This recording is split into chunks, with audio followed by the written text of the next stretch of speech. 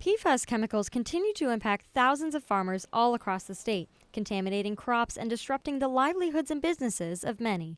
But farmers are a business and they have been the most highly impacted from a business perspective, but also from like a health perspective. They're worried about their families. As Maine continues to tackle this growing issue, several Maine policy experts and farmers spoke at a symposium in Michigan to share the state's efforts. Just a good opportunity for states to learn from each other. Maine is definitely in the lead in terms of what we are doing around helping our farmers, the research that we're doing, the legislation that we've passed on source reduction. Maine farmers were joined by others from across the country as they spoke on the economic and health impacts of PFAS contamination of farmland. PFAS has managed to rob my dairy operation, that goes back 3 generations.